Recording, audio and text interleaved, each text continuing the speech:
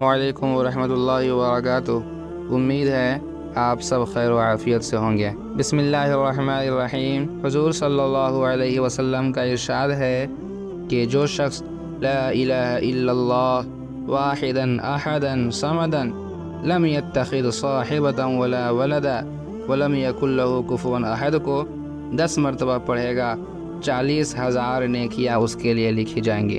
کلمہ طیبہ کی خاص مقدار پر بھی حدیث کی کتابوں میں بڑی بڑی فضیلتیں ذکر فرمائی گئی ہیں۔ ایک حدیث میں آیا ہے، جب تم فرض نماز پڑھا کرو تو ہر فرض کے بعد 10 مرتبہ لا الہ الا اللہ وحدہ لا شریک لہ لہ الملک ولہ الحمد وہو علی کل شیء قدیر پڑھا کرو۔ اس کا ثواب ایسا ہے کہ جیسے ایک غلام آزاد کیا۔ دوسری حدیث میں ارشاد ہے کہ جو شخص لا الہ الا اللہ وحدہ لا شریک لہ احدا صمدا لم یلد ولم یولد ولم یکن لہ کفوا احد پڑھے، اس کے لیے 20 لاکھ نیکیاں لکھی جائیں گی۔ کس قدر اللہ جل شانہ کے یہاں سے انعام و احسان کی بارش ہے کہ ایک معمولی سی چیز کے پڑھنے پر، جس میں نہ مشقت نہ وقت خرچ ہو، پھر بھی ہزار لاکھ نیکیاں عطا ہوتی ہیں۔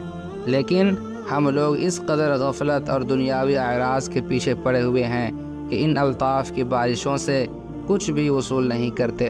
اللہ جل شانہ کے یہاں ہر نیکی کے لیے کم از کم 10 گنا ثواب تو متعین ہی ہے، بشرطے کہ اخلاص سے ہو۔ اس کے بعد اخلاص ہی کے اعتبار سے ثواب بڑھتا رہتا ہے۔ حضور صلی اللہ علیہ وسلم کا ارشاد ہے کہ اسلام لانے سے پہلے جتنے گناہ حالت کفر میں کیے ہیں وہ معاف ہو جاتے ہیں۔ اس کے بعد پھر حساب ہے۔ ہر نیکی 10 گنے سے لے کر 700 تک اور جہاں تک اللہ چاہے لکھی جاتی ہیں، اور برائی ایک ہی لکھی جاتی ہے، اور اگر اللہ جل شانہ اس کو معاف فرما دیں تو وہ بھی کچھ نہیں لکھی جاتی۔ دوسری حدیث میں ہے، جب بندہ نیکی کا ارادہ کرتا ہے تو صرف ارادہ سے 1 نیکی لکھی جاتی ہے، اور جب عمل کرتا ہے تو 10 نیکیاں 700 تک اور اس کے بعد جہاں تک اللہ جل شانہ چاہیں لکھی جاتی ہیں۔